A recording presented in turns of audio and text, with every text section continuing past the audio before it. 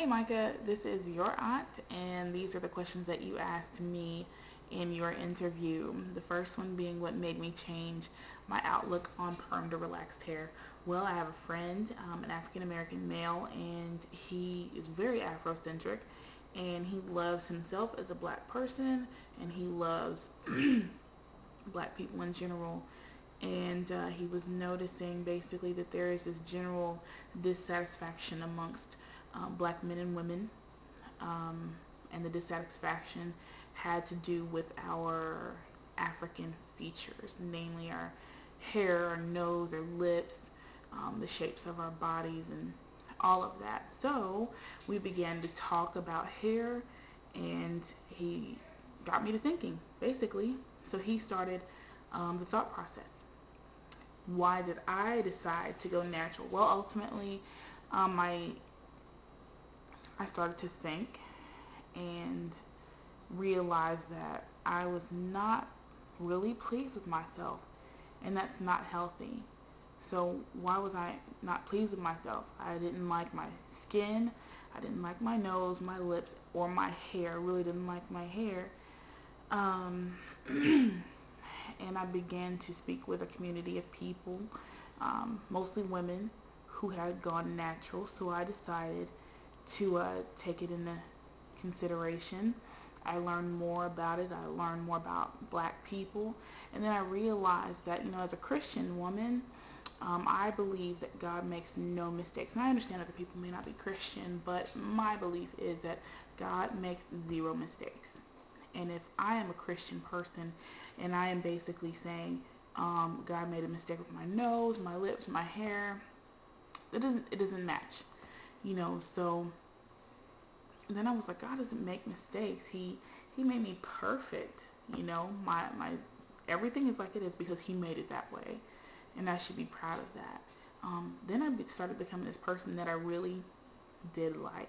I was confident in myself, and I decided to go natural. So I grew my hair out after my last relaxer, which was in October 2005, and I cut my hair April 6, 2006, and it was one of the most awesome days of my life. And I've never been so confident and held my head higher than I did that day.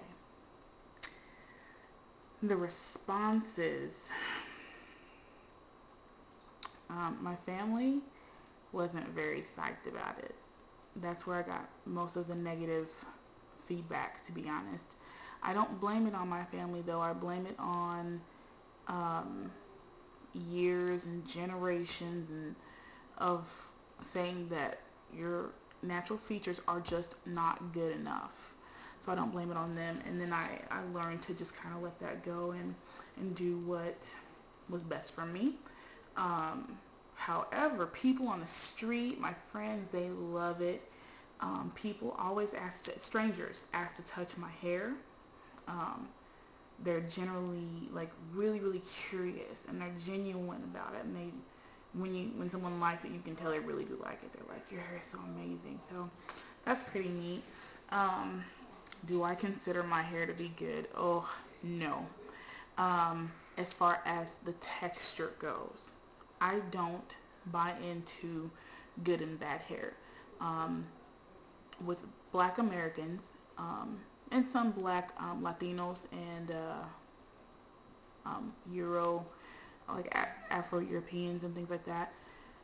There's this thing about good and bad hair, and the way it goes is that good hair generally has an S pattern to the curl, and bad hair has a zigzag, like a Z. So bad is generally called nappy, and I just don't buy into that. That is another way for black Americans to show that somebody is better than the other. Um, a movie that really does put that under the spotlight is School Days by Spike Lee. It's pretty old, older than you, but I think that everybody should watch it. It's really dramatic, but it tells the story like it should be told. Um, do others consider my hair to be good? Yes. Yes. I don't like that. A lot of people say, oh, well, you just went natural because you have good hair. No, I didn't. I went natural because I think that my hair is beautiful. And there's no reason for me to conform to a European standard of beauty when I don't have to. Not to say that European standards of beauty are ugly. They're not. I had straight hair for a long time, and I think that it was beautiful. But we don't have to conform to something that we're not in order to be beautiful. So, yes, they consider my hair to be good because my roots are wavy at best and usually straight. And my hair has a S curl pattern. It's kind of poofy today. The preference for straight hair came from slavery. Point blank, bottom line. Very easy. Slaves were basically told all the time that they were not good enough and that they were ugly, very ugly. And preference was given to biracial children whose obviously their mother was an African slave and their father was a white slave owner. That is where the preference for straight hair came from. That's where the preference for lighter skin came from. Thinner noses, yada yada yada. A lot of people say that it should be, thrown out now and everything like that, and that's not the problem, but that is the problem. That's the problem. That's where the preference for straight hair comes from, because it's passed down from generation to generation. So serious that we have taken metal combs, put them over hot fires, and combed our hair with them.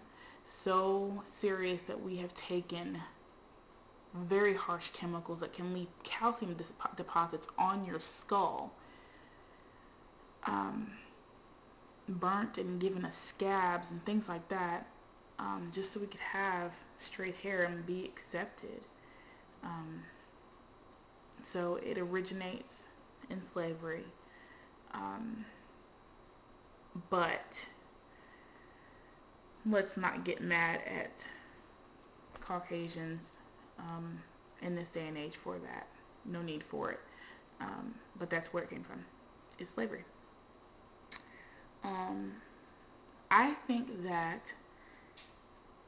hair for a black person or a black American, African American, however you want to say it, is important because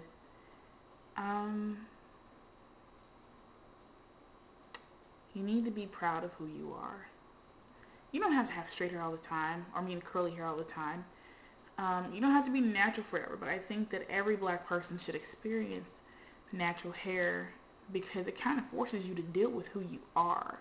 You are not a white person with straight hair who just has a really good tan. You know what I mean?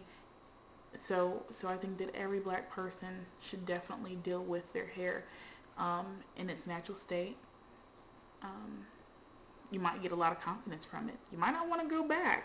Some of the time I want straight hair again. Other times I can't imagine having it because I love my curly hair so much. So that's pretty much it.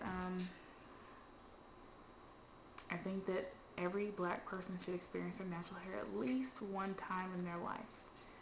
And I love mine. As you can see, like I said, it's very poofy today. But that's okay with me because I love it and I accept it.